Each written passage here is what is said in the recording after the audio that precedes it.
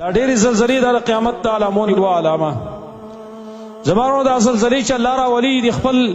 بندګانو ته یو تنبیه ورکوي، یو خبر ورته ورکوي چې تاسو سم شئ، زه ستاسو نه خفه یم. دا خلک را بیداروي چې بیدار اوسېږئ، غلطۍ یې کړي دي، مقصود پکې د خلکو د هغې اصلاح وي. لیکن زمونږ زړونه دومره سخت شوي دي، منګه د خپل الله نه غفلت دومره زیات اختیار کوم چې کله الله موږ تنبیه هم راکوي او عذاب راولي، دغه عذاب ته بیا زموږ په معاشره کې ګپ جوړېږي،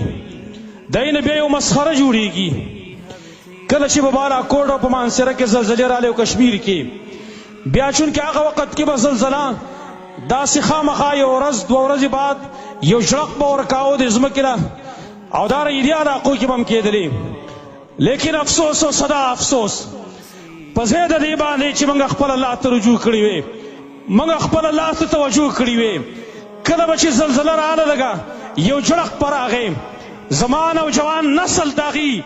ذهن دومره غلط جوړ شوی و چې هغې په هغه ټیم کې د هغې یو مسخره جوړه کړه، ویل بیا یې مسکال راکه راته ویل. زما وروڼو دا د کفر خبرې چې زموږ د خولې نه صادرېږي، دا د بېدینۍ خبرې چې زموږ د خولې نه صادرېږي. مسکال یې راکه، مسکال نسبت بیا چاته کېدلی شي، د مسکال نسبت زما الله ته بیا کېدلی شي، ځکه زلزله خو چې راولي زما الله یې راولي. لیکن نوجوان نسل هغې د هغه مسکال نسبت زما الله ته کوي، دومره ګستاخي کوي، غیر شعوري طریقې سره ګستاخي کوي، دی پوهېږي په ځان باندې نو د کفر خبرې د خولې نه صادر شي. نن د عذاب نه هم خلکو مسخره جوړه کړه، او دا عذابونه مسلسل به هم دغه شان ته روان دي څو پورې چې دې خلکو خپل الله ته رجوع نه